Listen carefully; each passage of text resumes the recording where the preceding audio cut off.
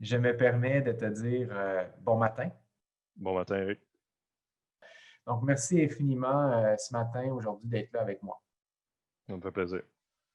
Pour que les gens se situent un peu dans notre relation qui s'est développée dans les dernières années, que les internautes sachent qu'on se connaît déjà. Oui, On se connaît d'abord parce que tu m'avais invité à ton podcast il y a plusieurs années. oui, Par la suite, tu as eu recours aussi comme client à mes services. Tu as eu recours à mes services professionnels en entraînement personnalisé. Et aujourd'hui, c'est moi qui te relance maintenant, mais toi, comme gestionnaire en entreprise, est-ce qu'on peut nommer l'entreprise en question? Ah ben oui, je suis dans le fond directeur des opérations chez Absolunet, compagnie de Montréal. Excellent. Donc, à ce moment-là, moi, ce que je trouvais très intéressant, c'est d'avoir une rencontre avec toi où à la fois on peut regarder qu'est-ce que c'est d'être un gestionnaire à cette époque COVID. Donc, les gens comme toi qui chapeautent justement des employés, qu'est-ce que ça veut dire en temps de pandémie? Qu'est-ce que ça veut dire gérer une crise en télétravail?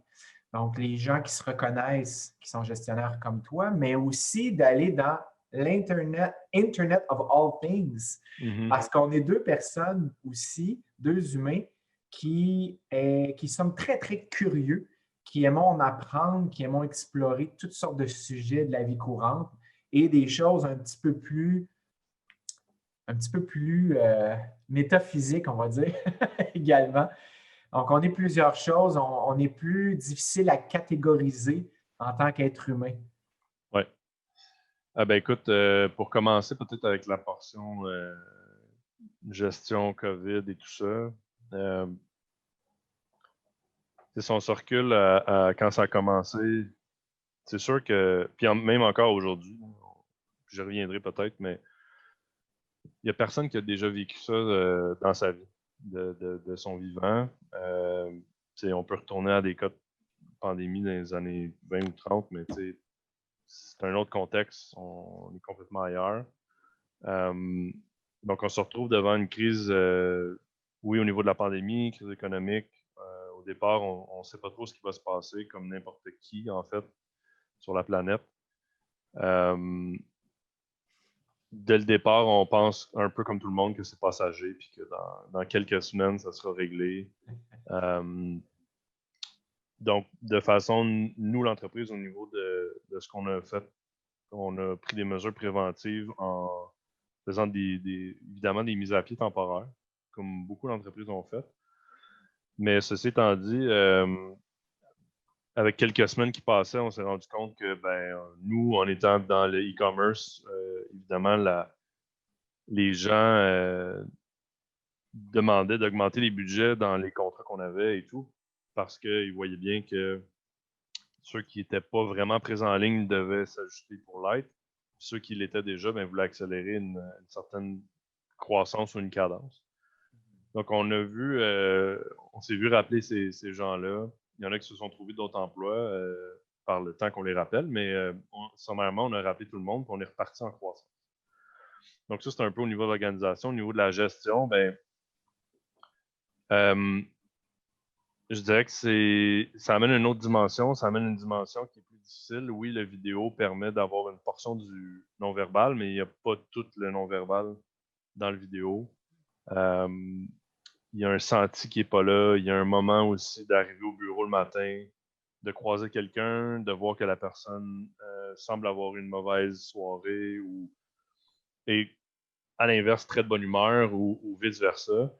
Euh, c'est des choses qu'on n'est pas capable de capter si on n'a pas une rencontre avec la personne. Dans le contexte virtuel, quand on va mettre en place cette rencontre-là, généralement, c'est pour adresser un sujet X ou Y.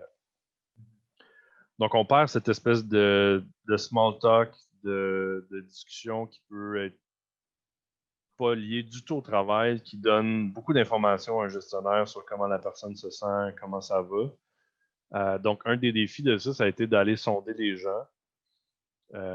Par manque de temps, si je compare avec le monde physique, généralement, on va à un îlot d'une équipe, on voit les gens interagir ensemble, on a un bon senti rapidement, surtout quand on commence à connaître ces gens.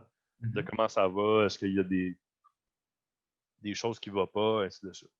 Au niveau virtuel, ben, on n'a pas ce contexte-là, donc il faut aller chercher l'information chez les gens. Il faut forcer ces rencontres-là de rencontres un à un pour aller voir comment la personne va, là, dans le contexte, évidemment, psychologiquement, parce qu'il y a une portion comme gestionnaire qui est difficile, c'est que le contexte actuel, ce n'est pas un vrai test de télétravail, c'est du télétravail forcé.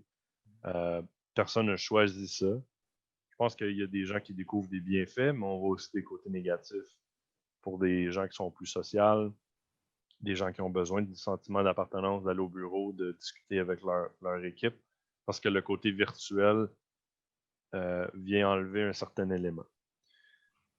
Donc, il y a ce défi-là qui est à relever, c'est de voir comme gestionnaire qu'est-ce qui appartient à l'entreprise, parce que l'entreprise, on essaie de faire des différentes activités pour rassembler les gens, pour qu'ils communiquent, pour qu'on crée du team building, ce genre de choses-là. Mais on ne peut pas contrôler la portion qui appartient, on va dire, à la situation personnelle de la personne ou à la COVID en tant que telle. Donc, l'isolement, il y a des gens qui sont vraiment seuls avec eux-mêmes, donc sont vraiment isolés. Il y a des gens qui ont des enfants à la maison, donc ça complexifie la situation à certains égards. Il y a des gens aussi qui étaient peut-être sur le point de se divorcer, mais qui sont pris avec leur conjoint ou autre situation. Donc, pour eux, ça n'a pas été un choix. J'ai des gens simplement qui n'avaient pas physiquement l'espace dans leur maison ou dans leur loyer ou dans leur loft ou peu importe. Donc, ils se retrouvent à se faire un bureau satellite dans la chambre à coucher, un petit peu arrangé, tout croche, avec aucun équipement ergonomique. Donc, ça crée un paquet de situations nouvelles sur lesquelles on n'était pas peut-être outillé pour adresser ça dans la masse que c'est arrivé. Ceci étant dit, nous, on était une organisation qu'on avait déjà 3 bureaux, donc on était habitué de collaborer virtuellement, mais pas à 100%. Donc ça amène d'autres problématiques. Puis sans trop peut-être de faire de mille sur ça, encore à ce jour, ben là, on regarde des moyens maintenant sur comment on peut agir puis alléger certaines choses au niveau des gens. Puis il y a toujours le dilemme, ben, OK, ben là, on va mettre un conférencier ou on va faire une activité d'entraînement ou on va faire X, Y, Z, mais ça demeure que c'est un Zoom de plus dans la journée. Donc, il y a cette espèce de dilemme-là entre les deux. Donc là, on se pose la question pour l'heure actuelle, mais là, on se pose déjà aussi la question sur la suite, parce que, bon, il semble avoir une belle opportunité de vaccin qui va débuter. Donc, il y a de la lumière au bout du tunnel, mais comment on va ensuite fonctionner avec des équipes? 100% distribué, selon moi, ça fonctionne bien dans le sens où tout le monde est sur le même pied d'égalité. Là où on va se retrouver avec des problématiques, et nous-mêmes, on se pose comme organisation des questions, c'est comment on va gérer les équipes hybrides. Donc, tu sais, des équipes où, sur une équipe de 6 personnes, exemple, il y en aura peut-être 3 qui vont être en présentiel de temps en temps, qui vont développer une espèce de chimie, puis on va avoir peut-être 3 personnes qui vont être ailleurs sur la planète, qui n'auront pas ce sentiment d'appartenance. Donc, ça vient créer des questionnements sur lesquels il faut se pencher aujourd'hui. Puis comment on adapte les bureaux de demain aussi. Là, on se retrouve avec des très grands locaux qui sont vides. Est-ce qu'il y aura encore des bureaux dédiés? Est-ce qu'il y aura plus d'espace collaboratif qui va être créé? Comment on va adresser ça? Comment on fait une rencontre avec 6 personnes, dont 3 bureaux, 3 à l'extérieur? Donc là, est-ce que les 3 se mettent séparément, chacun sur leur ordinateur, ou on les groupe dans une salle? Là, ça va prendre un nombre monstrueux de salles de conférence. Donc, c'est tous ces enjeux-là qui sont en train de se dessiner. Fait puis là, je n'ai pas creusé tant au niveau de la question, mais rapidement, dans les derniers mois, c'est un peu ça qui s'est passé au niveau de l'état d'âme.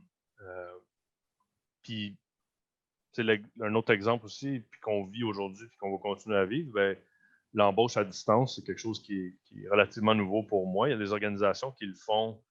Il y en a peu qui le faisaient, je pense, avant la pandémie. Une nouvelle pratique maintenant, c'est ça, c'est de faire une entrevue avec des gens devant un écran. On peut perdre aussi à travers ça, puis là, j'amène peut-être pas juste l'aspect gestion, mais il y a beaucoup de gens qui, devant une caméra, se sentent constamment en représentation, puis là, on peut faire le pont avec le Zoom fatigue et tout ça. Donc, il y a un aspect aussi là-dedans qui, c'est pas tout le monde qui est confortable au niveau de discuter en public ou de faire une présentation. Puis pour quelqu'un qui n'est pas confortable dans cet élément-là, de se retrouver devant une caméra, ne serait-ce même dans une rencontre 1 à 1, on se retrouve rapidement en performance parce que on est filmé, parce qu'on peut se voir soi-même à l'écran. Donc, on va penser peut-être plus à nos gestes, on va peut-être plus faire attention à ce qu'on dit, à ce qu'on fait. Il y a une portion aussi qui peut être non vue. En ce moment, je bouge mes mains, mais vous ne les voyez pas dans l'écran. Donc, il y a toute cette portion de conscience-là à avoir, cette adaptation-là au niveau communicationnel. Et aussi, ben, on est pris devant, assis, ou même si je lève mon bureau, je suis debout, je suis pris physiquement ici.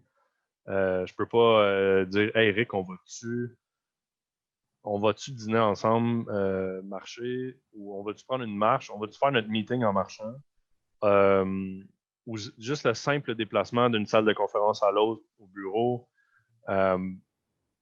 Tout ce phénomène-là. Donc là, on est pris devant tout le temps cette chose-là.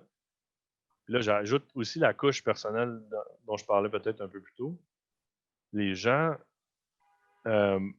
s'ils passent leur journée sur Zoom, ça ne leur tente pas nécessairement de parler à leur famille ou à leurs amis le soir sur Zoom aussi. Oui, ils vont le faire, mais c'est encore là, on rajoute une couche.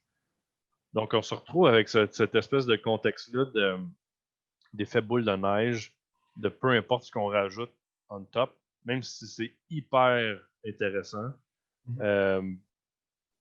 Pour avoir, je sais pas, là, mon exemple peut être bon ou mauvais pour certains, mais pour avoir Madonna en conférence sur Zoom, puis peut-être que le réflexe de certains, ça serait comme « Ah non, pas un autre Zoom », tellement qu'il y a une accumulation au niveau de ça. Puis en ce moment, on n'a pas les outils technologiques. Je disais à la blague avec un collègue, j'ai dit, ce serait peut-être le temps de Google de ramener ses lunettes. Donc, on pourrait faire un meeting en marchant ou en se promenant, en ayant la personne comme dans la lunette, puis on aurait de la vision. Okay, c'est tellement drôle que tu parles de ça parce que je comprends, puis j'avoue, je n'avais pas pensé à cette idée-là avec cette technologie-là. Moi, je suis selon... je vais prendre la balle au bon de ton idée de lunettes, de cette technologie-là, parce que moi, j'ai l'autre côté de la médaille. Toi, tu viens d'exprimer le côté positif de la technologie, comment on pourrait l'utiliser pour retrouver une certaine mobilité dans nos vies. Là, ici, tu parles de l'aspect travail, mais ça pourrait être dans d'autres événements, dans d'autres situations. Moi, je te dirais, je vois l'autre côté de la médaille, le côté plus négatif de cette technologie-là. Je te dirais que dans mon fond de personnalité, j'ai cette tendance que le chercheur maintenant décédé, Hans Rosling, dans son livre Factfulness, parle, il appelle ça le Negativity Instinct. C'est cette propension à voir le côté négatif ou le côté potentiellement dangereux, la dangerosité de X, Y, Z en premier. J'ai cette facilité-là de voir ce côté de la médaille-là en premier. Pas que je ne vois pas les côtés positifs, mais le réflexe va aller plus vers le côté dangereux en premier. Et par après, je vais retrouver un équilibre pour essayer d'être au centre de ces deux côtés de la médaille. Et de ce que tu viens de dire, moi, je vois, et toutes les organisations auxquelles je me suis renseigné, que j'ai lues sur la vie privée, sur la collecte des données, l'utilisation des données massives dans nos vies aujourd'hui, et qu'on connaît évidemment une explosion exponentielle de cette collecte de données dans nos gestes du quotidien, dans l'univers numérique, que ce soit avec les smartphones, les cellulaires intelligents, que ce soit par l'exemple ici, avec les Mhm. écrans, dans le télétravail, que ce soit lors des achats avec les cartes de crédit, que ce soit en ligne ou que ce soit physiquement dans un magasin. Maintenant, la collecte, elle est plus que jamais massive. Et ce qui est fait, et aussi les médias sociaux, évidemment, ce qui est fait de ces données-là, la chercheure Shoshana Zuboff, dans son livre sur le capitalisme de masse, Mass Surveillance Capitalism, elle explique bien qu'est-ce qui est fait de ces surplus behavioraux, de ces surplus comportementaux, Mhm. dans, par la suite, pouvant être utilisés après l'analyse pour changer justement de façon subtile, on dit en anglais les nudges, de changer subtilement nos comportements sans qu'on s'en rende compte, Mhm. arrive un moment où ça devient très difficile de savoir où commence et où s'arrête le free will. Donc, cette capacité-là à prendre des décisions éclairées, cette capacité-là à faire des choix conscients, ça devient très difficile parce que la ligne devient excessivement mince. Et dans ton idée positive de la technologie, moi, je vais me faire l'avocat du diable de l'autre côté.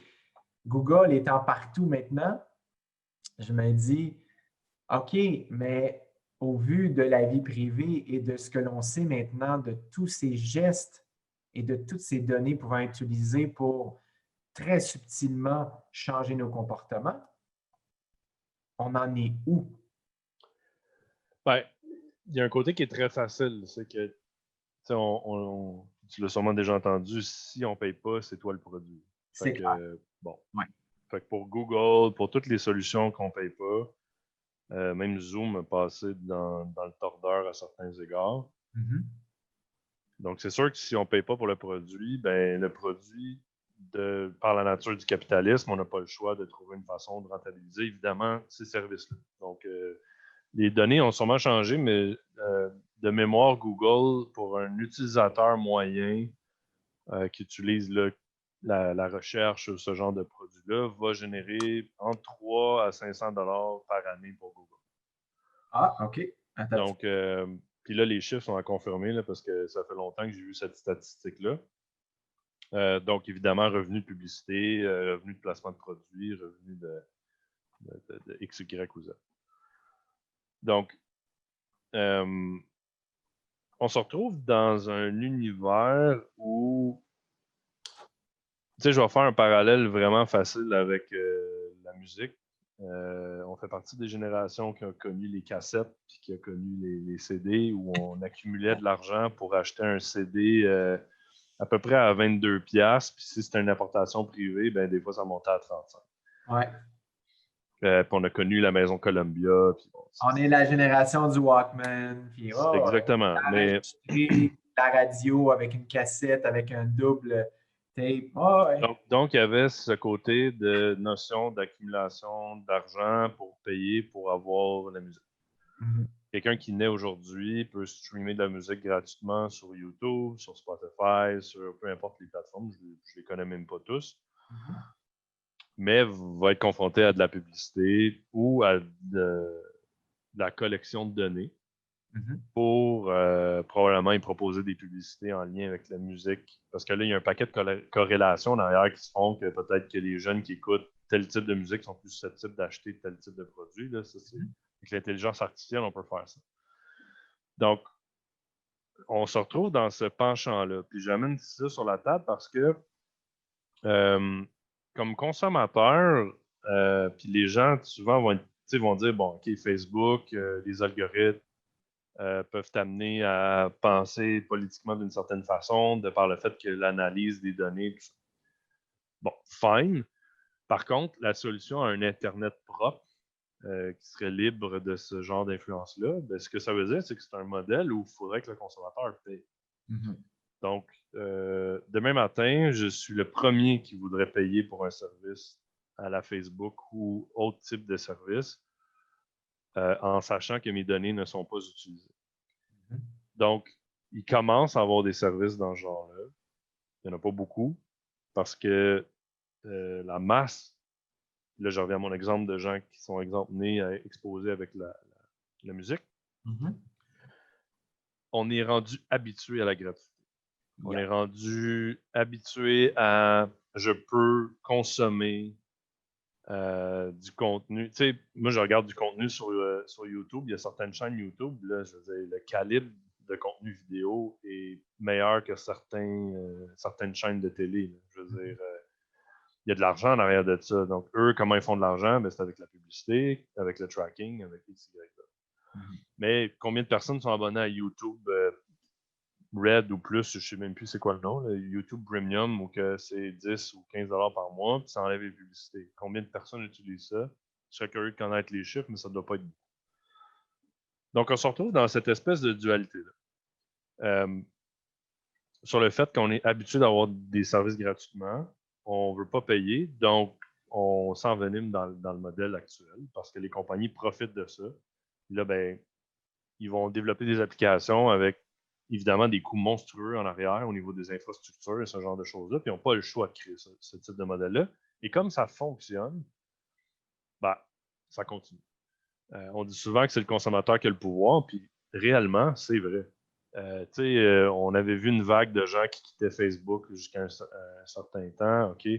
Facebook s'en balance parce qu'ils ont, je pense qu'ils sont rendus à 2 milliards d'utilisateurs ou quelque chose comme ça. Ils s'en foutent. Là. Mais si la masse de 2 milliards quittait Facebook, ben c'est sûr que Facebook réagirait ou mettrait en place des mécanismes pour que les gens ne quittent pas Facebook. Donc, peut-être cette option-là au niveau du paiement pour pas de tracking, peut-être. Mais ça, c'est des changements au niveau du comportement du consommateur. Puis je pense qu'on est loin d'être.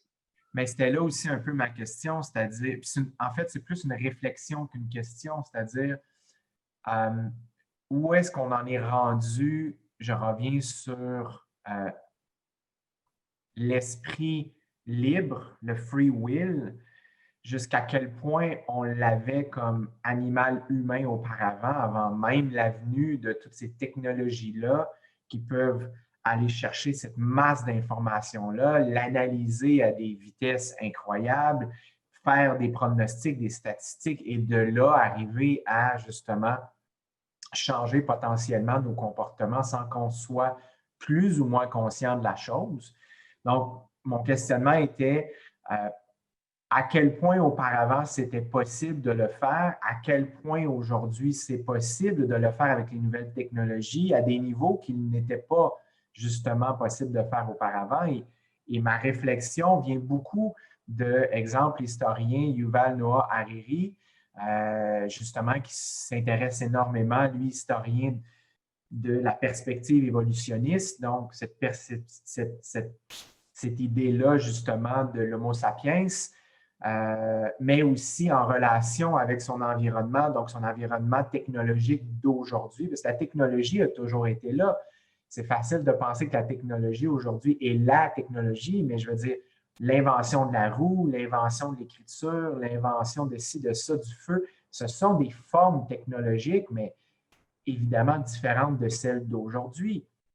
Mais c'est juste que là, les technologies d'aujourd'hui permettent de connaître l'être humain, comme lui en parle souvent, potentiellement de façon plus profonde et même plus avancée que la personne elle-même. Donc, où s'arrête le changement et la transformation des comportements humains. Mm-hmm. Je pense qu'il y a. Puis là, il y en a qui vont peut-être me lancer des pierres, là, mais tu sais, je pense que ça accélère le processus au niveau de la diffusion de l'information, qu'elle soit valide ou pas. Mm-hmm. Il y a une accélération au niveau aussi du changement comportemental possible avec ce médium-là. Mais tu sais, on peut prendre l'exemple de la Bible qui a fait croire à des gens un panoplie de choses pendant des centaines, des milliers d'années, puis qui a véhiculé ça sur des millions de personnes. Est-ce que c'était fondé? Est-ce que c'est de la manipulation jusqu'à un certain point? Bon, tu sais, je veux pas débattre de ça, mais l'exemple, c'est que ce qui était avant un livre ou ce qui était un rassemblement dans un lieu public où on avait un orateur qui communiquait une information. Maintenant, ben, on peut l'exposer à des millions de personnes, puis si ça tombe viral, ben, des milliards de personnes en dedans de 24-48 heures. Donc, je pense que aussi la problématique dans la modification de l'information, c'est que les gens ne se posent pas nécessairement la question à savoir est-ce que je fais confiance à ces sources de données-là? Est-ce que je fais confiance à l'outil qui me suggère constamment le même type d'article? Comment tu te fais pour te construire une pensée? Comment tu fais pour construire une pensée constructive? Une pensée critique? De développer une pensée critique? Oui, développer une pensée critique sur certains sujets quand l'outil te ramène toujours dans le même bateau.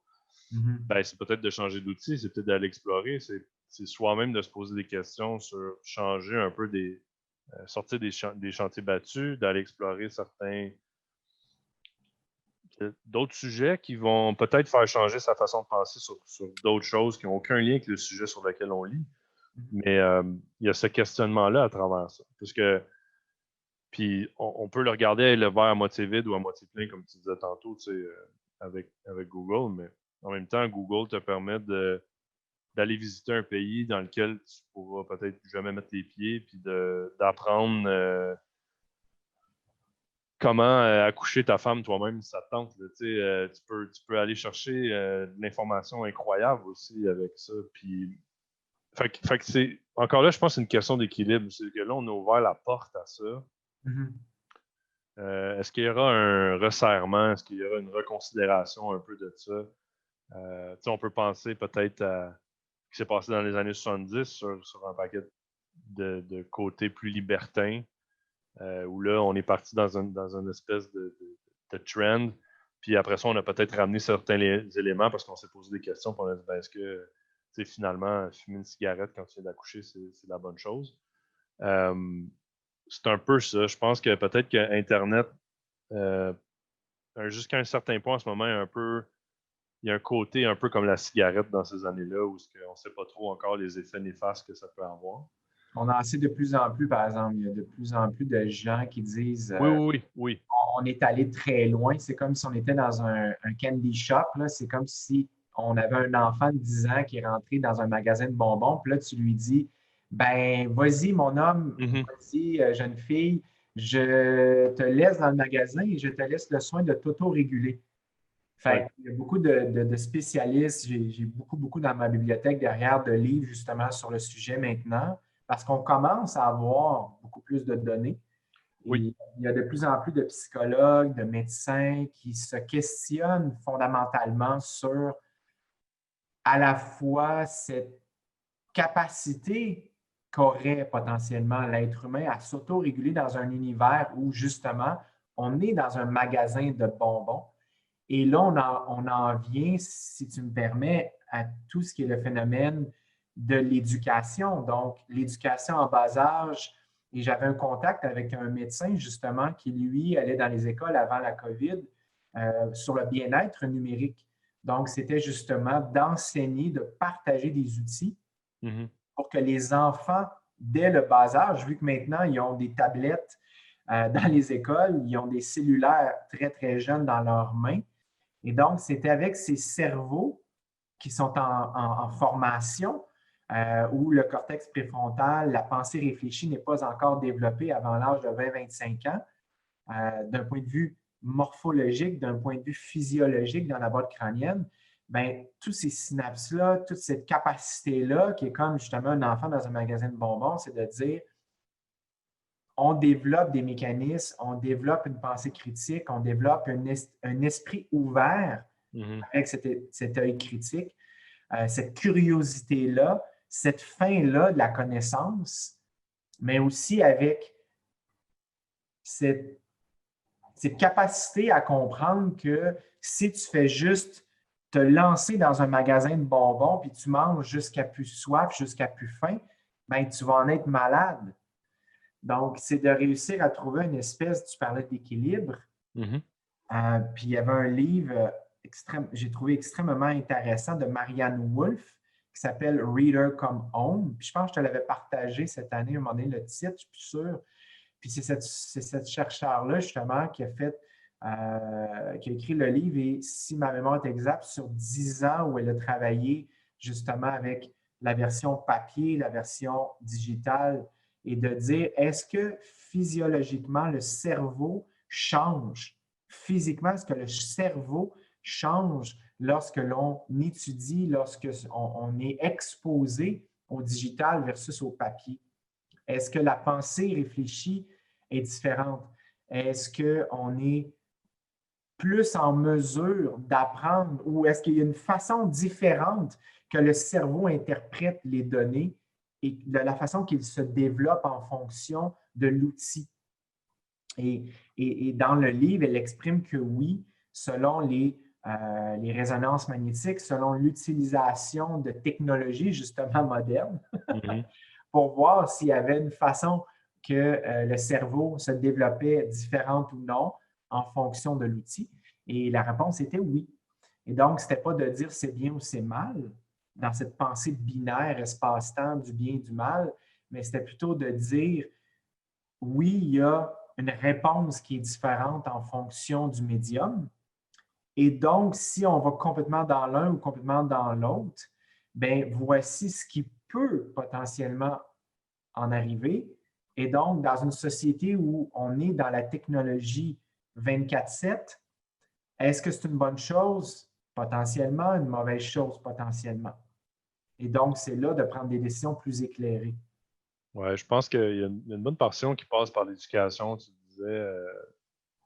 Pour moi, ça m'interpelle parce que un autre, si on tombe dans la désinformation ou dans tout ça, Oui, les gens vont lire le titre, ils vont pas lire l'article. Il y a un travail aussi, je pense, au niveau de l'humain. Il y a un travail à faire sur comment on compose, puis une éducation à faire sur comment tu agis, comment tu interprètes certaines choses quand tu vas en ligne.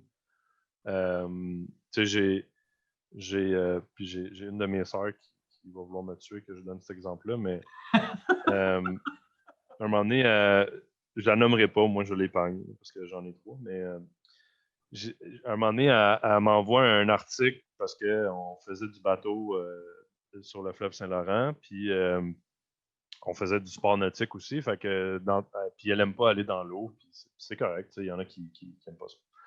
Fait qu'à un moment donné, elle me dit, elle m'envoie un article, puis elle dit, tu vois, tu sais, puis l'article, ça dit des requins retrouvés dans le fleuve, je sais pas quoi.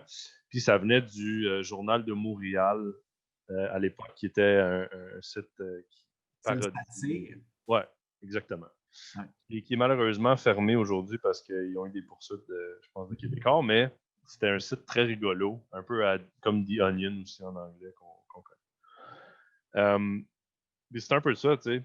Il n'y a pas eu de validation de source, il n'y a pas eu, de recherche plus loin. Tu sais, Est-ce qu'on pourrait dire, même à la rigueur, c'était une forme de billet de confirmation de sa part? Ben, c'est que, tu sais, peut-être que oui, mais tu sais, elle a probablement vu le logo en pensant que c'est le Journal de Montréal. Déjà que là, le Journal de Montréal, moi, je ne les trosse même pas eux autres, mais ça sera un autre sujet. Donc, tu sais, il n'y a pas eu d'analyse, ça a été plus, j'ai lu des mots, ça a confirmé une crainte que j'avais, j'envoie le truc. Euh, donc, c'est un comportement typique là, sur comme on peut voir des choses sur vidéo, puis finalement, ben, c'est pas vrai. Je ne sais pas du terme en français, mais c'est un hoax, donc c'est quelque chose qui est faux. Donc, il faut pousser cette réflexion-là sur comment on va chercher l'information, comment on doit être attentif à certains éléments, comme la fraude en ligne, comme tout ce genre de comportement-là. Faut faire attention, il faut déceler certains mécanismes pour composer avec ça. Puis Internet, ça fait pas longtemps que c'est là. Donc, ça ouvre des portes à un paquet de choses. Il y a des gens qui profitent de certaines failles. Puis on se retrouve avec ces éléments-là qui sont en ce moment-là. Puis au niveau comportemental, ben, après ça, si on va aller de l'autre côté, puis on veut regarder des solutions sur la vie privée, sur comment peut-être mieux agir avec ça, ben, c'est aussi de s'asseoir puis de prendre un moment puis de mettre son focus sur certains éléments. Parce que l'autre problème, souvent de la technologie ou d'Internet, puis probablement que dans le livre, j'ai pas lu ce livre-là que tu parlais au niveau de la différence entre lire un bouquin papier et de lire électroniquement. Ben, c'est sûr que si tu te mets à lire sur Internet, puis là, tu as un pop-up de notification d'un message, puis tu as une autre chose, puis là, finalement, ben, tu finis pas ta lecture, tu t'en vas regarder une vidéo de chat, puis là, tu passes d'un à l'autre. C'est sûr que l'apprentissage doit être moins là qu'avec quand on prend un livre, on s'assoit, on prend le temps de prendre le livre puis de le lire. Tantôt, tu faisais une analogie avec rentrer dans un magasin de bonbons. Ben, c'est vrai que c'est une belle analogie. La différence, c'est qu'Internet, tu peux rentrer dans le magasin de bonbons en étant couché le soir, puis en prenant ton téléphone, puis en allant dans le magasin. Donc, il n'y a pas cet aspect physique de devoir aller chercher quelque chose.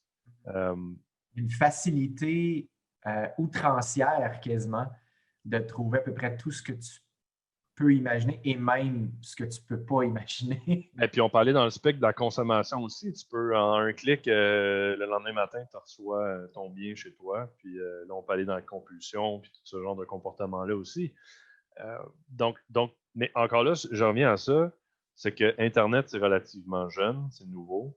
Il y a un paquet de phénomènes alentour de ça où il y a des organisations et là, j'utilise le mot profit parce qu'ils font des profits avec ça, mais vont prendre ces situations-là puis ils vont appliquer des méthodologies qui font en sorte que c'est pas pour rien que sur Amazon, c'est aussi simple en cliquant sur un bouton, on peut commander. C'est pour justement être capable de répondre à l'impulsion tout de suite. Tandis qu'il y a d'autres sites, c'est plus compliqué. Bon, il y a différents focus qui sont mis. T'sais, on peut parler aussi de l'intelligence artificielle. On peut parler d'un paquet de choses qui s'ouvrent à nous avec ça. Autant il va y avoir du beau, puis autant ça amène une panoplie de choses qui étaient... Tu sais, on se serait dit il y a 20 ans qu'on allait se parler comme ça, face à face. Puis là, bon, on est les deux au Québec, mais outre-mer, ou peu importe on est où sur la planète, on peut le faire. Ça amène d'autres côtés positifs. Fait je pense qu'on est dans cette espèce d'endroit-là où il faut trouver un équilibre avec cette nouvelle chose-là. Comme on a eu à le faire avec l'alimentation telle qu'on la connaît aujourd'hui, comme on a eu à le faire avec l'automobile, ou toutes ces nouvelles choses-là qui émanent, qui viennent changer le comportement humain. La différence, c'est que c'est ça, c'est que l'Internet fait partie intégrante de nos vies.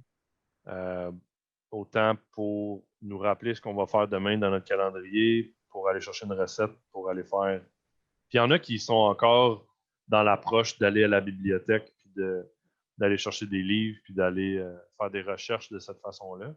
Ben, moi, c'est un comportement que j'essaie de revaloriser, c'est-à-dire, je te dirais que ma relation avec les technologies d'information d'aujourd'hui, j'aime à dire que c'est doux amer. Donc, j'essaie de trouver l'équilibre entre les deux côtés de la médaille, entre le yin et le yang, pour avoir, et je l'avoue candidement, abusé complètement et m'être perdu totalement, exemple, dans la production vidéo, dans les médias sociaux, à un point, à un moment donné, où en avoir justement mal au cœur, c'est-à-dire d'être dans le magasin de bonbons et de manger compulsivement jusqu'à en être malade et en vomir. J'ai passé par là. Et là, je suis dans un processus où j'essaie de trouver un meilleur équilibre dans tout ça. Parce que j'ai vu les côtés néfastes de mettre les doigts, la main, le bras, et à un moment donné, tu fais comme « Wow, OK, là, je suis en train de passer dans le tordeur au complet. » À toutes sortes de niveaux, que ce soit sur ma santé physique, ma santé mentale, émotionnelle, la santé de mon couple. Tu parlais du couple tout à l'heure. La santé de mon couple. Que ce soit aussi où je mettais mon temps et mon énergie, parce qu'à un moment donné, je me suis rendu compte, est-ce que c'est fonction de l'âge que j'ai? Je suis dans la mi-quarantaine. Donc, j'ai commencé à réaliser la COVID-19 et le confinement m'a fait réaliser vitesse grand V tous ces comportements-là que j'avais adoptés avec l'univers numérique. Donc, est-ce que ces fonctions un peu de l'âge et d'une certaine maturité, d'une certaine sagesse qui commence graduellement à s'installer avec la réalisation de mes comportements, parfois obsessifs, compulsifs, d'où le terme doux amer de l'univers numérique. Mais à un moment donné, je me suis rendu compte que là, ça avait pris beaucoup trop d'importance dans ma vie, selon évidemment ma vie, mon existence à ce moment-ci, ce qui ne veut pas dire que c'est le cas de tout le monde, c'est ma description de ma vie. Mais à un moment donné, je me suis rendu compte que j'ai une énergie finie, c'est-à-dire un peu comme les ressources de la planète. Il y a un niveau, à un moment donné, où il faut, à quelque part, réaliser qu'il y a un niveau fini de ressources. Et donc, il faut faire des choix conscients, il faut faire des choix intelligents. C'est un peu la réflexion que j'ai eue où j'étais à un niveau tellement d'épuisement avancé en termes d'énergie mentale et d'énergie physique et émotionnelle qu'il a fallu que je tire la plug, que je fasse comme OK, là, il faut que je ralentisse, ça n'a plus de bon sens. Il n'y a plus d'équilibre. Ouais. Et c'est là où j'en suis arrivé à cette idée-là, à un moment donné, où j'ai fait OK, wow, là, je suis dans la mer. Je ne suis plus dans le sucré, je suis juste dans la mer là, de l'univers numérique. Et ça, on en a parlé en dehors de cette conversation-là aujourd'hui. Et je suis dans ce processus-là pour retrouver l'équilibre. Et juste pour finir là-dessus, parce que je trouvais intéressant tout à l'heure, tu parlais de cet engagement-là social que toi, comme gestionnaire, je fais une grande courbe, moi qui ai joué au baseball pendant longtemps, je lance une curve ici, revenir, toi, gestionnaire chez Absolunet, qui disait, tu sais, c'est sûr que ça demande des ajustements. Il y a de grands défis liés avec le télétravail. Cette ligne très, très, très mince-là, quand tu travailles à la maison, selon, évidemment, aussi les opportunités que tu as ou pas, selon que tu as des enfants ou pas à la maison, selon que l'école où sont les enfants, est-ce qu'ils sont constamment à la maison, est-ce qu'ils sont moitié à la maison, moitié à l'école en fonction de la COVID-19 à l'heure actuelle. Et tout ça, toute cette gestion-là demande beaucoup d'énergie. Moi, j'ai découvert à un moment donné que j'ai dû me mettre des limites. J'ai dû consciemment décider de me dire, OK, là, c'est too much. Et là, je suis arrivé dans le concept, dans l'idée des limites pour l'expansion. Et là, j'ai utilisé l'un de mes entraînements que j'aime faire, qui est sur un bloc de béton en nature, où je vais tôt le matin. Là, il ne m'en reste plus beaucoup avec l'hiver parce que ça va devenir trop dangereux parce que ça va être glissant avec les températures sous zéro et la glace.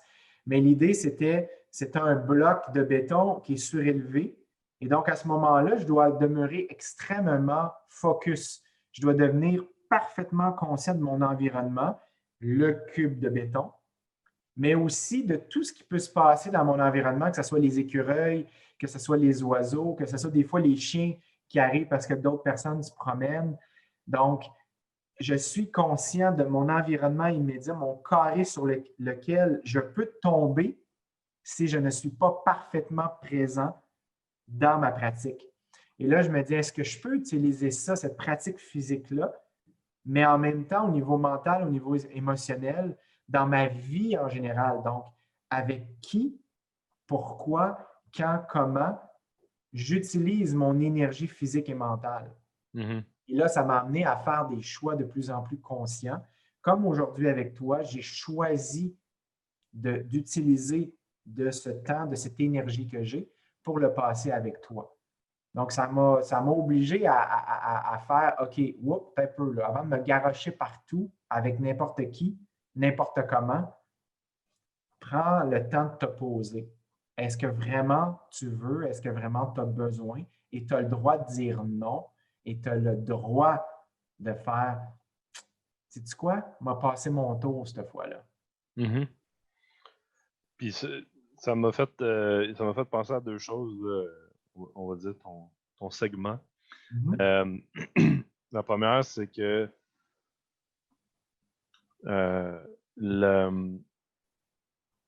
avec l'exemple le cellulaire et tout ça, les notifications, ça crée des micro-stress à chacune des notifications sur un paquet d'éléments. Donc, ça vient vampiriser justement ça. Puis des fois, pour des choses complètement absurdes. Là. Autant si tu décides de t'obstiner avec un troll sur YouTube ou sur Twitter, ça vient envenimer quelque chose. Pour quelle raison? T'sais? Fait que là, c'est de se poser soi-même la question pourquoi on va là. Mais il y a quelque chose que je voulais amener qui m'avait fait réfléchir. Puis, ça vient d'un gars qui s'appelle Gary Vaynerchuk. Puis, bon, le personnage en tant que tel, des fois, on peut prendre et laisser ce qu'il fait ou ce qu'il dit, mais il y a un concept que je trouvais vraiment intéressant, c'est qu'il disait les entreprises d'aujourd'hui se battent pour votre attention. Donc, autant Netflix est en compétition avec Facebook, que Facebook est en compétition avec whatever, TikTok ou peu importe la plateforme, la guerre est dans la guerre de l'attention. Donc, on veut avoir le plus d'attention possible sur notre plateforme, que ce soit peu importe le médium, mais on veut le plus d'attention possible sur nos sites web, sur la télé, sur le mobile. On veut que notre application ait le plus de temps parce que plus il y a de temps, plus il y a de contenu consommé, plus on a de métriques, plus on peut faire de pub, plus bon. Donc, je trouve ça, ce concept-là, intéressant parce qu'après ça, on est dans cet univers-là où, en connaissant un peu ce que les organisations veulent, ben, des fois, ça permet de comprendre pourquoi il y a certaines fonctionnalités ou il y a certaines choses qui se passent. Pourquoi il y a autant de notifications, pourquoi il y a autant de bruit, pourquoi il y a autant de gamification, pourquoi il y a autant de X, Y, Z. Ben là, on comprend parce que, OK, on veut me ramener constamment dans l'application, on veut me ramener constamment à regarder les commentaires, on veut me ramener constamment à... Parce qu'au final, si je m'envenime dans un commentaire avec quelqu'un que je ne connais pas, qui est à l'autre bout du monde, puis j'ai aucune idée si c'est une expertise, ben finalement, je passe du temps sur la plateforme et je serai exposé à une publicité. Donc, tu sais, c'est un peu ça. Puis je trouvais ça intéressant le parallèle sur justement de faire des choix. Je ramène ça aussi à l'humain parce que en bon québécois, on est garroché dans toutes ces nouveautés-là. Mais en même temps, l'humain a aussi une part de responsabilité à se poser des questions. Les compagnies font exprès. C'est sûr que dans la messagerie ou ce genre, je te donne un exemple. Au travail, nous autres, on utilise une application qui s'appelle Slack, qui est, dans le fond, une application, pour ceux qui ne connaissent pas, on peut créer des chaînes puis avoir des discussions, chatter ensemble. Donc, c'est comme l'outil de communication interne. Donc, on peut créer des chaînes avec des clients, on peut créer des chaînes par équipe. Et là, ça nous permet d'interagir avec différentes personnes. Okay. L'entreprise ne demande aucunement à personne d'installer ça sur son téléphone. La majeure partie des gens le font. L'entreprise ne demande aucunement à personne de laisser ses notifications allumées puis de répondre à des messages à 10 heures le soir. Par contre, c'est sûr que si tu installes l'application par défaut va avoir les notifications d'allumées et ainsi de suite. Donc, mais il y a quand même un travail de discipline des gens à dire, est-ce que moi, puis peut-être qu'il y en a qui veulent ça puis que ça leur convient. Je ne suis pas certain que c'est ça la bonne réponse ou la bonne avenue. Mais est-ce que c'est pertinent de recevoir une notification du travail à minuit le soir sur une plateforme de messagerie? Pas certain. Donc, les compagnies ont mis en place quand même, exemple Slack, on peut mettre des heures actives. Donc, on peut dire entre 9h et 5h, envoie-moi les notifications parce que je suis, exemple, je suis au travail ou peu importe. Et automatiquement désactive des notifications la nuit ou le soir. Donc, ce genre de comportement-là, puis là, je prends l'exemple de Slack, mais ça peut être une panoplie de plateformes. Moi, j'ai fait le choix maintenant sur mon cellulaire, ben, mes appels, évidemment, sonnent. Bon, qui appelle en 2020, tu me diras. Oui. Donc, le nombre d'appels, on se battait pour des forfaits avec plus de minutes il y a 10 ans. Aujourd'hui, c'est comme donne-moi du data. Puis, exact. Donc, tu sais, il y a les appels puis il y a les messages textes qui sont les deux seules notifications que je reçois, mais souvent, mon téléphone est sur mute puis je manque les appels ou je n'ai pas les messages parce qu'il est ailleurs dans ma poche, il n'est pas nécessairement avec. Donc, tout ça pour dire que si je regarde toutes les applications que j'ai sur mon téléphone et que toutes les notifications étaient à on, je comprends pourquoi les gens ont des problèmes d'attention, des problèmes de focus, parce que ça ferait que sonner aux 3 secondes. Puis c'est probablement la situation de plusieurs personnes. Donc, je ramène ça à... Je veux pas... Pour moi, c'est gris un peu tout ça, ce qu'on est en train de discuter, parce qu'il y a d'une part...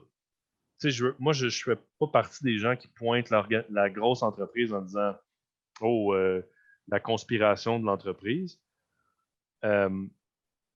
D'une part, eux utilisent certaines failles de l'humain, ce qui n'est pas nécessairement correct. D'autre part, l'humain a besoin de se discipliner, comme on refait l'analogie du magasin de bonbons. Ben, tu es libre d'aller au magasin, de t'acheter des caisses et des caisses de palettes de chocolat et de t'empiffrer, mais ça aura des conséquences. Donc, on est un peu dans ça. L'accessibilité à la chose est peut-être plus simple, mais n'en demeure pas moins que je pense que nous, on a un travail comme société d'éduquer les gens à utiliser ce genre de choses-là, puis de leur montrer qu'il y a une discipline à avoir avec ces outils-là.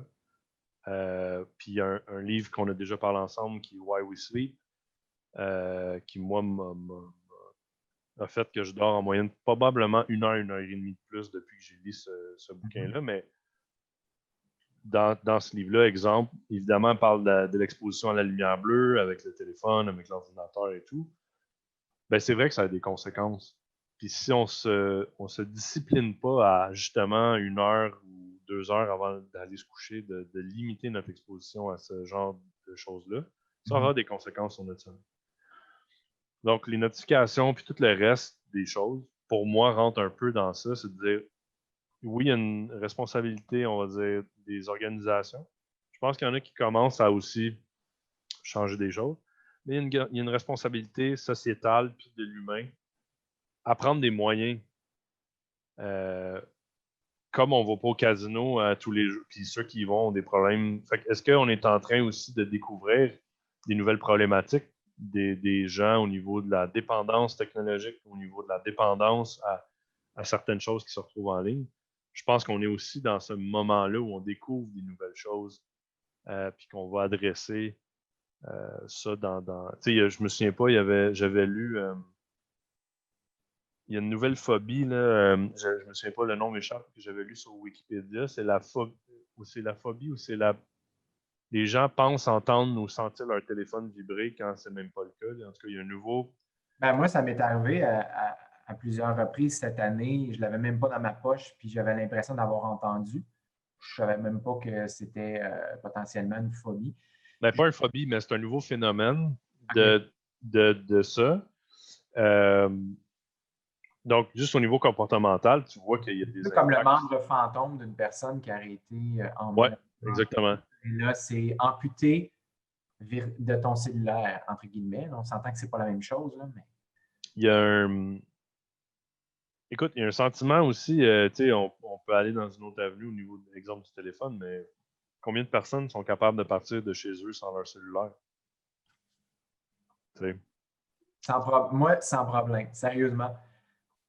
Mais c'est quand même rare. Tu sais. Ben, moi, je le fais maintenant sans problème, comme je te dis, parce que j'ai pas mal touché le fond de la surconsommation. Mm-hmm. Et j'ai vu, en fait, non, beaucoup mieux que ça, ce que j'appelle le savoir vécu. Donc, moi, souvent, lors des discussions, je vais faire des comparaisons entre le savoir lu,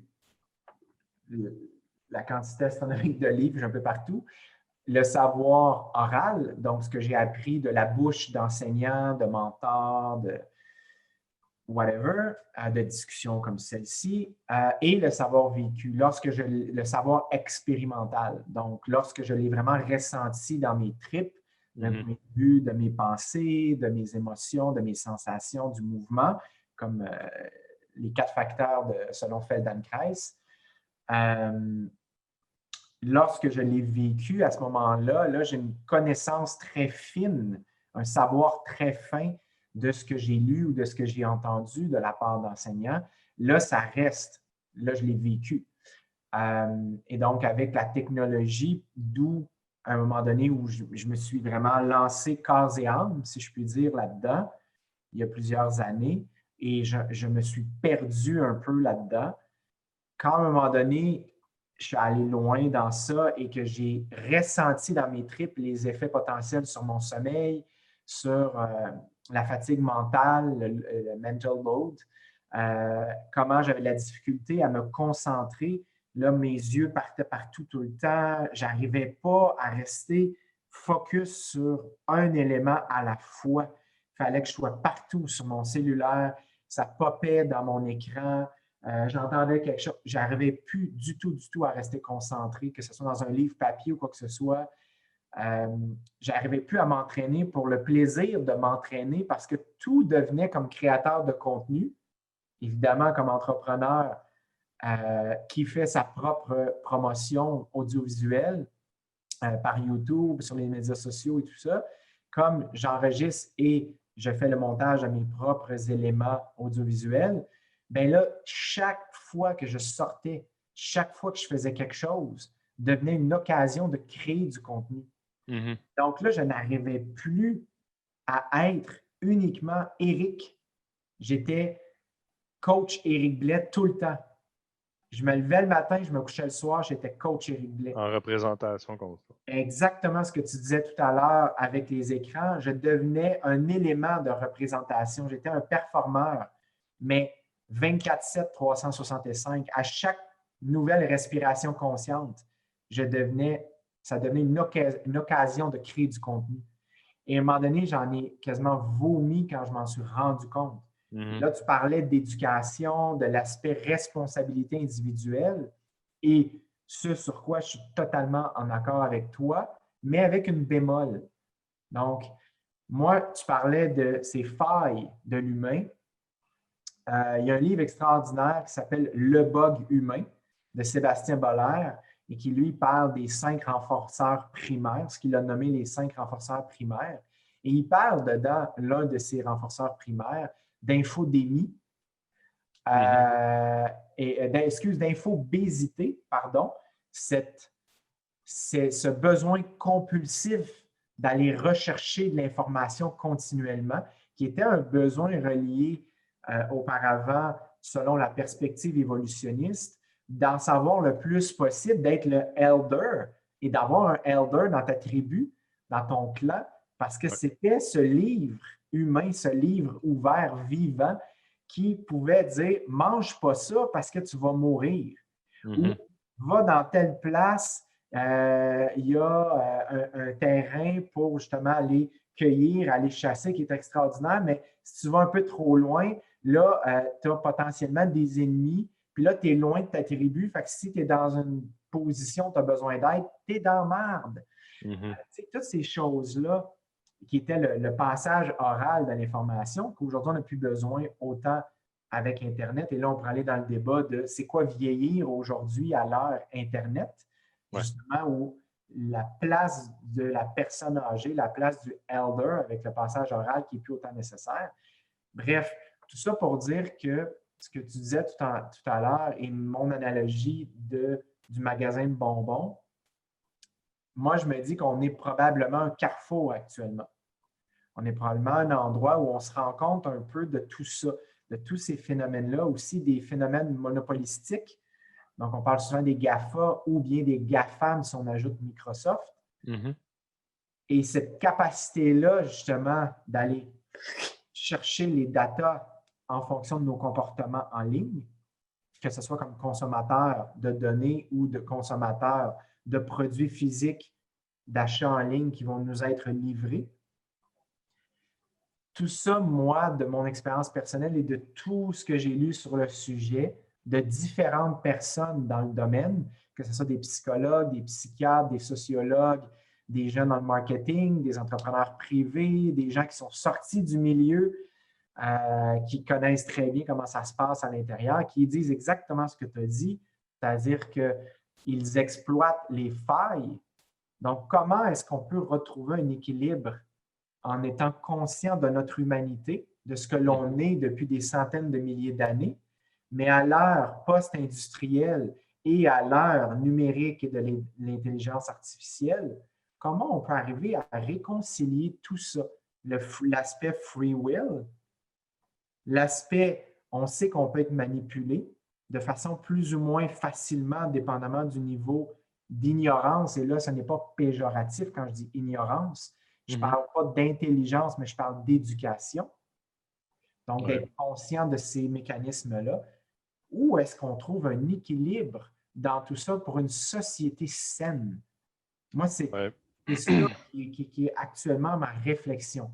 De quel genre de société on veut? Quel genre d'humain on veut? Il y a un côté, je pense que c'est la facilité.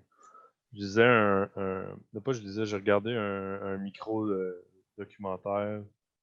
Je pense que c'est Vice qui parlait d'une plateforme d'investissement qui s'appelle Robinhood, qui permet aux gens d'investir. Il y en a plusieurs maintenant. Il y a Wealthsimple, il y a Questrade, bref. Des applications qui permettent d'aller acheter des titres en bourse ou des fonds mutuels ou des index, ce genre de choses-là.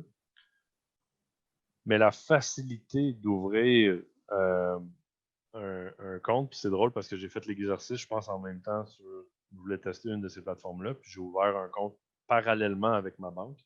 OK. Puis, avec ma banque, il a fallu que j'envoie quasiment mon ADN, là, mais l'application, en dedans de 5 minutes, mon compte était créé, puis je pouvais transférer de l'argent, puis je pouvais commencer à opérer. Donc, puis le documentaire que j'avais vu sur Robinhood, il parlait du mauvais côté de Robinhood, où justement, dans la plateforme de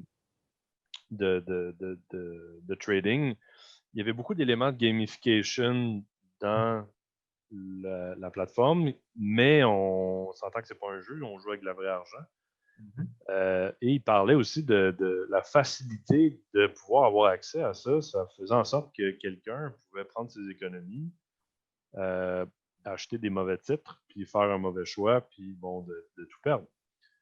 Donc, encore là, l'humain devrait se renseigner avant de faire ce genre de choses-là. Par contre, la porte, la voie de la facilité ou la simplicité d'avoir accès à ce genre de choses-là fait en sorte que, puis c'est ce qui démontrait aussi dans ce documentaire-là, quelqu'un qui a 18 ans pouvait flouber toutes ses économies parce qu'il décidait d'aller, puis là, avec les gamification, ben, ça amenait une couche, puis là, ben, on s'attend, l'appât du gain, l'être humain a toujours voulu. C'est pour ça que les casinos, les loteries et ainsi de suite existent. Mais Il y a dans ce beaucoup il y a cas-là, beaucoup de besoins très, très humains qui sont d'essayer autant que possible de repousser ou d'éviter la souffrance, la douleur et de la recherche du plaisir. Et là, on est justement ce que tu disais dans la recherche du plaisir. C'est très ben, c'est ça. Mais là, c'est qu'on mélange. Et là, c'est là où c'est différent. Avec une banque, c'est très brun, c'est très papier, c'est très j'appelle, oui, vous pouvez vous faire une transaction, ou tu peux le faire maintenant avec des applications, mais là, ce qui parlait de cette application de Robinhood, c'est qu'il y a une couche très gamification qui vient de s'ajouter. Donc, on vient de biaiser la relation avec l'application dans le téléphone et dire, ben, j'investis mes économies. Donc, au niveau du cerveau, ça devient un jeu et c'est plus juste je place mon argent, ça devient comme un jeu. C'est ça qui soulevait un peu dans ce micro-documentaire-là. Puis je trouvais ça intéressant d'amener ça sur la table parce que ça amène tout ça ensemble. C'est-à-dire, il y a une entreprise qui a trouvé une façon d'aller, on va dire, d'exploiter une faille de l'humain, c'est-à-dire d'aller avec le côté gamification, le côté jeu, le côté euh, vouloir aller chercher les gains financiers. C'est quelque chose qui existait déjà. Mais là, on a la facilité aussi. Donc, moi qui ne connais rien, je peux aller acheter une action de Tesla ou peu importe la compagnie. Puis là, ben, l'action plante. Puis là, j'ai une perte de 20% de mes économies parce que j'ai fait aucune lecture sur le marché. Fait que là, on a un beau mélange de tous ces éléments-là, c'est-à-dire une compagnie qui découvre des moyens d'exploiter cette faille-là, un être humain qui a une facilité à venir faire quelque chose qu'il n'avait jamais fait, un être humain qui ne se pose pas plus de questions puis qui n'a pas nécessairement, puis je ne dis pas que les gens ne le font pas, là, il y a un panoplie de gens qui utilisent cette application-là qui ont du succès, puis tant mieux. Mais il y a probablement plein de gens qui ont fait oh, wow, OK, Tesla monte en flèche, donc je vais tout mettre mes économies dedans. Le lendemain, ça plante, je viens de tout perdre ou je viens de perdre beaucoup en pourcentage. Donc là, je me retrouve avec une personne qui a eu facilement le pied dedans, qui n'a pas fait de recherche, qui n'a pas fait de lecture, puis que, parce que peu importe qui sur Internet a dit « Hey, Tesla, c'est hot », a acheté du Tesla. Fait que, tu sais, je viens de faire un 360 sur les problématiques qu'on a avec la technologie, mais je pense qu'on est réellement dans ça en ce moment. C'est-à-dire, on découvre les possibilités, puis on va continuer à découvrir des possibilités de la technologie que ça nous apporte. Il y a un paquet de côtés positifs à ça. Il y a un paquet de côtés négatifs à ça. Ça va amener des enjeux et des questions. Puis tu le disais plus tôt, il y a une panoplie de spécialistes ou de gens qui étaient dans ce milieu-là, qui sont sortis de par le fait qu'il y a de l'exploitation de certaines failles. Donc, moi, je pense qu'on est en terrain en ce moment où on va chercher cet équilibre. On va chercher l'équilibre entre l'éducation, entre la facilité à entrer dans X, Y, Z. Et on va ramener ça dans les prochaines années. Je pense qu'on va trouver un équilibre à travers ça. Là, je pense qu'on est en train de voir les premières années d'Internet, c'était la découverte, c'était l'ouverture de l'information, c'était le partage. Tu sais, on peut reculer un peu dans le temps de Napster. Tu sais, ça, c'était un des côtés noirs qui est sorti d'Internet. C'était le piratage. Il y a eu beaucoup de tollés. Puis on s'est retrouvé à avoir une solution maintenant qui est payante, qui profite probablement plus à Apple qu'aux artistes. Mais ça, c'est un autre débat. Ouais. Mais on a quand même réussi à trouver un moyen, un mécanisme de ramener un certain équilibre. Ce qui est parfait, peut-être pas. Je pense qu'on est dans ce moment-là aujourd'hui de découvrir ces possibilités-là, découvrir les côtés positifs, les côtés négatifs, voir comment on se place comme personne là-dedans, comment on accompagne les gens dans ça, puis comment il va peut-être falloir réglementer certaines portions aussi pour éviter justement que les GAFA, les GAFAM de ce monde viennent vampiriser tout ça. Tu sais, ce que tu dis là, ça me fait penser à deux choses. Entre autres, le livre que j'ai adoré de Brian Wansink, je pense que c'est comme ça qu'on le prononce, j'espère pas me tromper, ça s'appelle Conditionner, la version française, Conditionner pour trop manger. Mm-hmm. Puis l'une de ces choses, justement, les comportements très humains par rapport à la nourriture, je parlais de magasin de bonbons tout à l'heure, fait que je fais encore une autre curve. Très baseball, cette entrevue. Grand amateur. Il disait justement qu'avec ce principe de conservation d'énergie très humain, qui est tout à fait normal en fonction de périodes de famine on connaît, en tout cas dans cette partie du monde et dans certaines autres parties du monde, on ne connaît plus ça aujourd'hui. Malheureusement, certains endroits du monde le connaissent toujours. Mais dans toute l'évolution à l'échelle humaine, il y a eu des périodes de famine, des périodes que ça allait mieux. Et donc, ce principe de conservation d'énergie, il en parle en l'appelant ça la loi du moindre effort. Mm-hmm. Et donc, il faisait une expérimentation sur le lieu d'un travail pré-COVID. On parle de quand même un certain temps où il avait mis un pot de noix, justement. Et il y avait aussi, je pense, avec des chocolats, mais je ne vais pas me tromper, j'ai lu ça il y a bien longtemps. C'était des noix ou des chocolats, mais peu importe. En fait, c'est quelque chose qui était savoureux et quelque chose qui donne envie si tu l'as à portée de main. En gros, c'est ça l'expérimentation. Et donc, il voulait voir justement si le fait de le voir et le fait d'être à portée de main faisait qu'on en mangeait plus ou moins ou ça ne changeait rien. C'est sûr que oui. Je ne connais pas la réponse, mais... Fait qu'il disait, il y avait la première portion où le plat était bien en vue sur le bureau. Tout ce que tu avais à faire, c'est de te pencher un peu, d'étirer la main. Donc, l'effort était extrêmement minimal. Il y avait l'autre où, là, on ne le voit plus. Et donc, le plat était dans un tiroir. Okay. Donc, l'effort n'était pas très grand. Ouvrir le tiroir et te pencher, mais on ne le voyait pas. Donc, on finissait par l'oublier qu'il était là. Et le troisième, c'était tout en haut, où tu devais prendre une chaise ou un escabeau, quoi que ce soit, pour quand même avoir un certain effort à bout de bras pour aller les chercher. Et il y avait une différence quand même remarquable de la quantité qui était mangée ou pas chez les personnes lors de l'expérimentation. Donc, c'était pour le côté loi du moindre effort qui peut être après ça utilisé dans d'autres éléments de nos vies, de nos existences, en lien avec la conservation de l'énergie. Fait que je trouvais ça intéressant, ton parallèle avec justement les univers où tu te dis, bien, aujourd'hui, c'est tellement facile en un clic, je peux acheter quelque chose versus je dois me déplacer, je dois soit prendre l'automobile, mon vélo, marcher, quoi que ce soit, pour aller brick and mortar dans un endroit où il y a une adresse physique versus un Amazon qui est simple en un clic. J'ai acheté, puis là, en plus, tu vas à la recommandation. Ah oui, les gens qui ont acheté tel livre, telle affaire, aiment aussi acheter telle chose. Ah ouais, je n'avais pas pensé à ça. Clic. Fait que là, tu as l'aspect, je n'avais pas pensé à ça. Tu as l'aspect, l'accumulation des datas qui crée un profil d'utilisateur, d'internautes et de consommateurs, consommatrices. Et en plus, c'est facile, loi du moindre effort, conservation d'énergie, clic, c'est fait. Et en plus, je n'ai même pas besoin d'aller le chercher, je vais l'avoir potentiellement dans telle date par la poste. C'est tout ça et on en revient aussi au phénomène de la chaîne de confiance. Tu parlais aussi de, bon, tu disais avec ta banque, tu as quasiment donné ton pédigré, ton ADN. Puis tu parlais, ton exemple Tesla, ben je n'y connais rien, mais là, ils font bien en bourse. Ben, moi, exemple, j'ai une personne qui fait mes impôts, puis j'ai une personne en finance.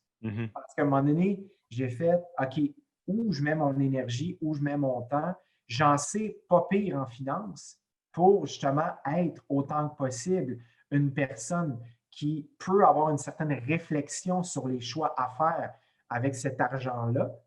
Mais en même temps, j'ai reconnu aussi mes limites. J'ai reconnu que si je voulais que mon argent prenne de l'expansion, je me devais à un certain point de trouver une personne en qui j'avais suffisamment confiance pour que je puisse mettre mon énergie, mes pensées ailleurs pour me développer comme entrepreneur dans mon travail, dans ma passion. Fait qu'à un moment donné, j'ai fait comme, OK, là j'ai une limite à laquelle je dois faire des choix conscients. Fait que quand je parle avec ma personne comme conseiller financier, c'est de dire, OK, j'ai pris le temps sur une année pour trouver la personne que j'avais confiance parce que j'avais eu justement des gens qui travaillaient déjà avec cette personne-là sur plusieurs années, qui m'avaient dit comment cette personne-là travaillait. J'ai eu plusieurs rencontres en personne. J'ai posé excuse l'expression, un shitload de questions. Je m'étais préparé avant, tu me connais. Et là, je voulais vérifier si je pouvais avoir confiance en cette personne-là jusqu'à un certain point. On s'entend. Et là, à un moment donné, j'ai pris la décision, OK, toi, tu vas faire partie de ma chaîne de confiance où à un moment donné, I need to let go. Je lâche prise. Mais en même temps, cette personne-là sait que je fais attention à mes affaires aussi, puis qu'à un moment donné, je peux lui lancer une courbe puis te faire Hey, qu'est-ce qui se passe là? Parce que j'ai accès à mon compte en ligne, justement. Tu vois, là, ça, c'est le côté positif du compte en ligne. Fait que je peux y arriver avec une courbe un jour, faire excuse, tel placement, qu'est-ce qui se passe? Mais ça, tu as la chance de pouvoir faire ça parce que tu as fait une recherche au préalable, puis tu n'as pas été dans l'instantanéité. Tu n'as pas rencontré. Puis, que ce soit en ligne ou pas en ligne, c'est pas quelqu'un qui t'a juste dit parle à. Qu'elle s'appelle Joanne. Parle à Joanne, elle est super bonne. Ah, ok, cool, j'y vais. Fait que, tu sais, quelqu'un dans, on va dire, l'espace physique aurait dit, ben là, Eric, tu ne vas pas faire de la recherche peut-être avant de faire confiance à cette personne-là. Ben, la même chose s'applique sur Internet. Fait que, tout à fait. Parce que quelqu'un, au même type que YouTube est une super bonne source d'information, mais tu sais, c'est quoi le background de la personne qui parle d'investissement sur YouTube? Ben, peut-être qu'il est dans son sol et sur le bord de la faillite, on ne sait pas. C'est vrai. Non, mais tu as totalement raison. Il existe justement par rapport à l'information, je vais faire une petite plug ici, les décrypteurs à Radio-Canada, qui sont un exemple parmi tant d'autres, qui en existent tellement, qui, comme l'agence presse et tout ça, qui s'occupent justement de, autant que possible, créer cette chaîne de confiance par rapport à l'internaute, par rapport aux consommateurs d'informations numériques. c'est leur travail, justement, Mhm. d'arriver à pré-mâcher en partie l'information parce que, je veux dire, c'est infini, là, il y en arrive de tout bord, de tous côtés, avec parfois c'est douteux. D'autres fois, tu es capable de vérifier d'où ça vient. Tu sais, déjà, si les personnes ont cette éthique-là, cette morale-là, j'appelle ça la morale digitale ou la morale numérique, de dire je vais te partager l'entièreté de mes sources Mhm. qui ont été utilisées lors des recherches pour ensuite te partager le contenu. Ben déjà, là, moi, si la personne n'a pas peur de partager ses sources pour ses réflexions et ses recherches, ben déjà, j'ai un peu plus confiance. Je n'y donne pas tout d'un coup, mais déjà, là, moi, ça m'inspire un peu plus de C'est faire qu'il y a d'autres liens de confirmation qui peuvent être faits. exactement. Puis en plus, si ces liens de recherche-là arrivent de différents endroits reconnus, Mhm. connus et reconnus, donc là, tu as, exemple, moi, souvent sur un même sujet, ben, je vais aller voir une personne qui est un psychologue, une personne qui est un anthropologue, une personne qui est un historien, qui est un sociologue. Je veux avoir sur le même sujet des points de vue différents qui parfois même vont être contradictoires parce qu'à ce moment-là, je peux avoir différentes perspectives. Même principe que la recherche et la science, c'est-à-dire que c'est important que tu lises l'étude au complet, pas juste le abstract, parce que Ouais. dans l'étude au complet, à un moment donné, ils vont dire voici les limites de notre recherche et voici les limites de nos conclusions, parce que, par exemple, notre bassin est de tant de personnes et dans ces personnes-là, c'est de tel âge à tel âge, de telle origine ethnique, de telle origine du monde, de tel endroit du monde et de tel âge. Fait qu'à un moment donné, tu fais comme, OK, ben là, ta recherche est 300 personnes, des hommes en santé, athlètes et joueurs de soccer. Là, tu fais comme, ouais, ma cliente de 80 ans Mhm. euh, qui prend 5 médicaments, ouais, peut-être que ça ne s'adresse pas tout à fait à elle. Je peux peut-être en prendre un petit peu, mais sous réserve de. Versus, ah, wow, telle affaire, c'est bon pour la santé. Ouais, mais encore. Mhm. Tu sais, fait c'est là où moi, ma chaîne de confiance, je prends du temps avant qu'elle fasse partie de cette chaîne de confiance-là. C'est là où Scott, tu parlais de responsabilité individuelle. Bien, prends le temps de te renseigner puis de Mhm. développer tes fondations. Ouais. Bref. Bon, on pourrait, comme d'habitude, partir sur encore bien plus long. Il y avait tellement d'autres affaires, j'aurais aimé qu'on ait le temps de. Non, on fera une deuxième partie où, tu sais, moi, ça va me faire plaisir de revenir. Mais bref, comme d'habitude. Fait que, fait que, sur ce, merci beaucoup. Ben, Le ça m'a fait temps plaisir. passe. Je sais que toi, gestionnaire, ta journée ne faisait que commencer avant de commencer dans ton travail. Mhm. Donc, Effectivement. merci infiniment de m'avoir consacré de ce temps précieux et de ce temps qui ne reviendra pas dans ta vie. Donc, je le prends avec humilité et je le prends avec beaucoup de remerciements. Ça me fait le plus grand des plaisirs. Et donc, dès que ce sera en ligne, sous la vidéo, j'ai pris des notes pendant notre discussion, pendant que je t'écoutais, j'ai pris des notes sur les livres, les titres de livres que j'ai mentionnés, sur lesquels on a échangé. Fait que je vais mettre ça sous la vidéo pour les gens qui sont intéressés. Je vais aussi partager justement certaines des sources qui peuvent peut-être intéresser les gens pour vérifier les informations Mhm. de ces formations-là qui s'occupent justement de faire le tri parmi un paquet d'informations qui nous sont lancées au visage dans l'univers numérique. Donc, si certaines personnes, ça les intéresse, ben, ce sera sous la vidéo. Je te promets aussi, si tu veux, pour les gens qui se sont rendus jusqu'à ce point et qui sont intéressés ou qui veulent me parler, je pourrais te communiquer là, mon profil LinkedIn. Comme ça, les gens Oui, tout peuvent à fait. entrer en contact avec moi. S'il y en a qui veulent échanger, je suis toujours Toujours à la recherche de conversations intéressantes.